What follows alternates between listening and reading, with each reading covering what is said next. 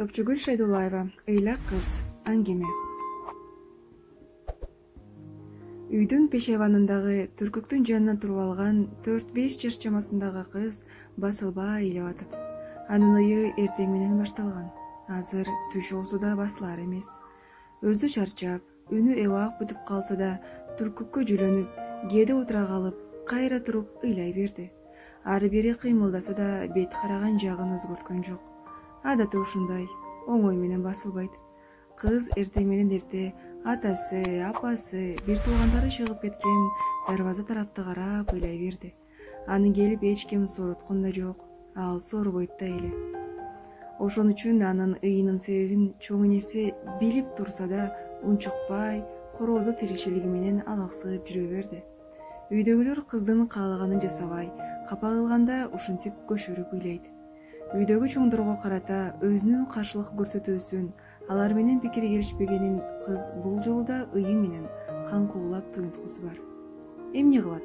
Кичине кыздын ыйдан башка чоңдорго таасир этер мүмкүнчүлүгү да жок эле. Адатта кыз кечке ыйлап атканын жасатат, же энеси муну соротор айласын издейт.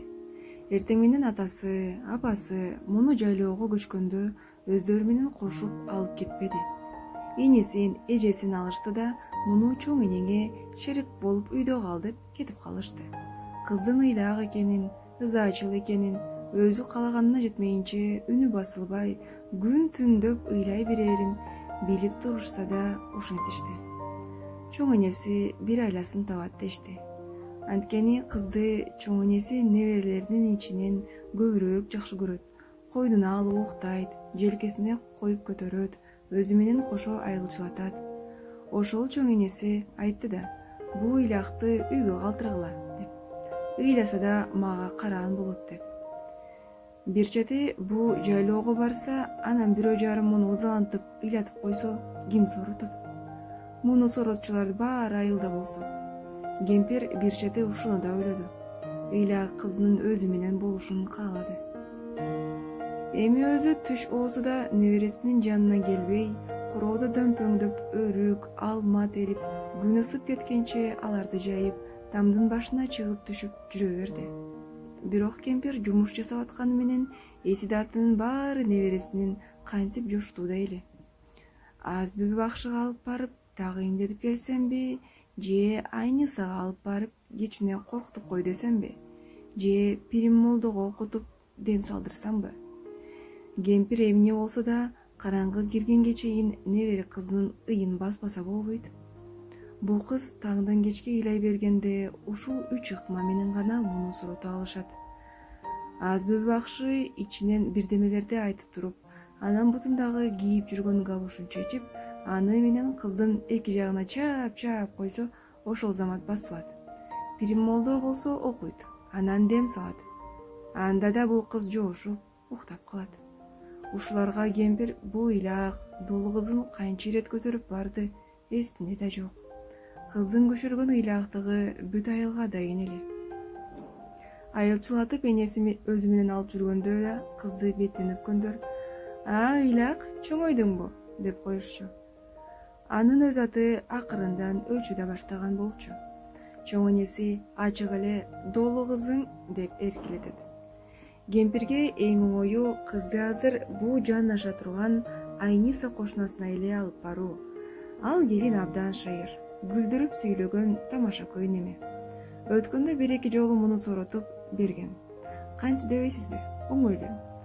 Зоңкулдап ыйлаган небересин көтөрүп, кемпир нан жаап аткан Айнисага жумуштап барып калды. Келин тандырдан токо чүзүп берсе да кыз басылбады, чөнтөгүнөн курут алып берсе карап да койгон жок. Ошондо ачуусу келген Айниса тандырдагы чоктон атөшкүрүккө кыпчып туруп кыздын оозуна такады. Оозуңду ачсаң, ушул чокту салам, деди. Кыз кып-кызыл ысык чоктон коркту. Ыйы тып басылды. Ошол бойдон ыйлабай калган. Ошентип бул жолу да кемпир күндүн ысыгында өйүздөгү Пиримге же Өдөкчү көчөдөгү аз бүбү бакшыга энтиреп басып барганча, бул маңдайкы кошунасы Айнисага эле барганын оң деп шешти. Ичинен ушундай чечим кабыл алган кемпир пешебанга келди да кыздын жанына бүкчүйө отуруп: "Кел эми көтөрөйүн, аркама кел, доол кызым", деди. Чарчап, буталган кыз чоң апасынын артынан кучактап, далысына башын койду. Бирок кардыккан үнү дагы эле басылбады. Кемпир ыйдан чарчаган кызын чын эле Айнисанын үйүнө көтөрүп келди. Келсе, кошунасы жок, талаага чөп чабыкка кетиптир. Кемпир эми ыйлаган кызын көтөрүп, аз бүбү бакшынын үйүнө жөнөдү.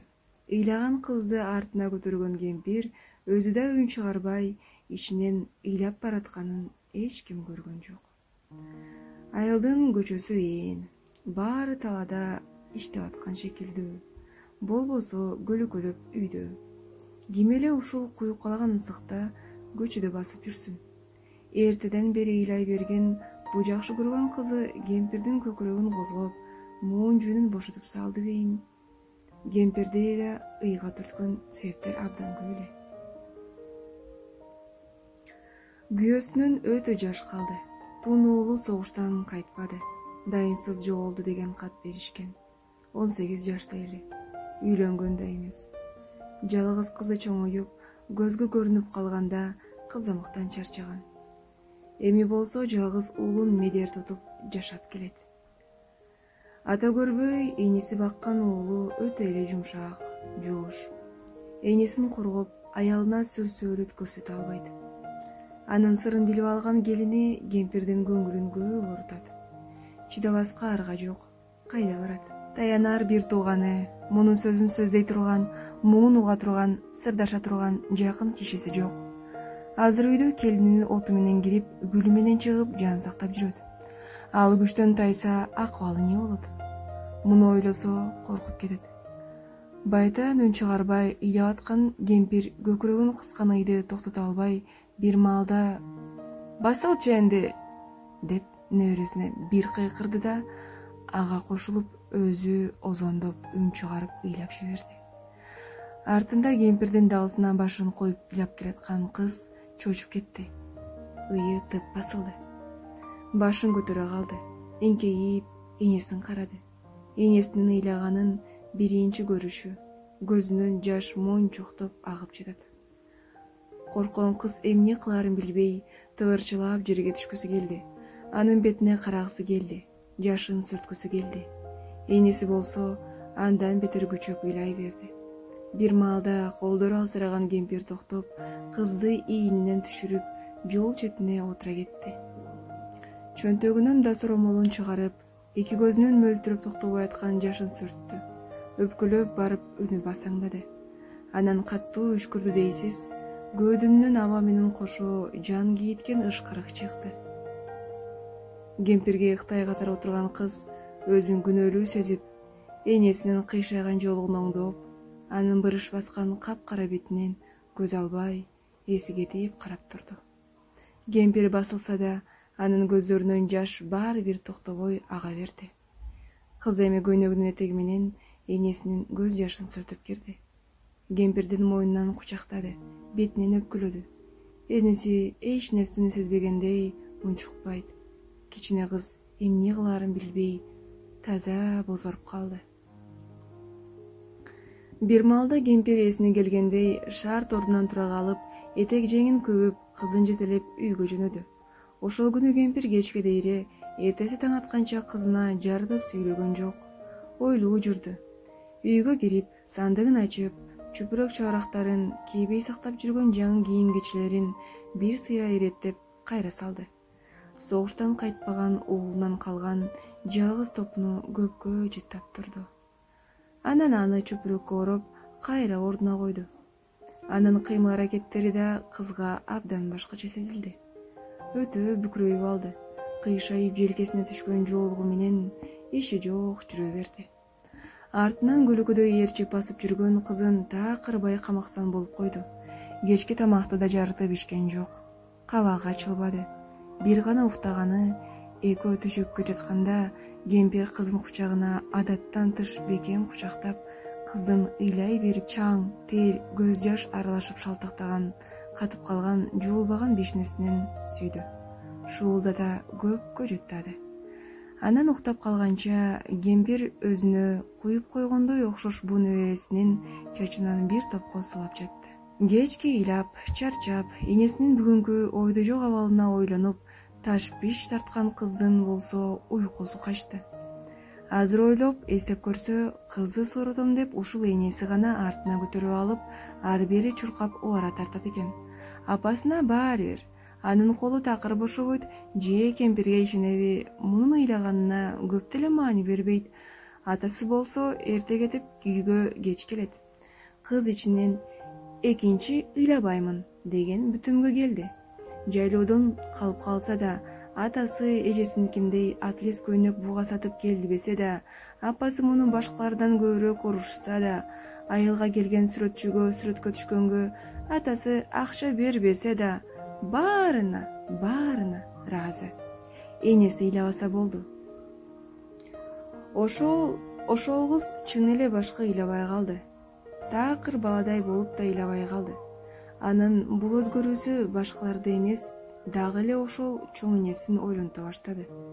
Эми кемпир өзүн күнөөлүү сезип, жоошуп калган небересинин жоругуна көпкө чейин ичинен бушайман тартып жүрдү. Долу кызынын долулугун, ыйлаганын сагынган учуру болду. Кемпир да ошол небере кызынын көзүнчө бирдей ыйлап, көз жашын ага көрсөтпөдү. Ыйласа андан жашынып, ага көрүнбөй ыйлап жүрдү. Бирок кыздын көз жашы көп жылдар топтолуп жүрүп, чоңоюп калганда бир күнү дайра болуп акты дейсиз, ал күнү кыздын энеси каза болуп калган эле. Бой жетип калган кыз кудум тээ мурдагы балалыгындай болуп, күн түндөп басылбай ыйлады. Аны болсо соротор киши жок. Бул баягы ыйлак да дегендей жөн коюшту. Кыз басылбай ыйлай берди. Аңгеменин аягы. Топчугүл Шайдуллаева, ыйлак кыз.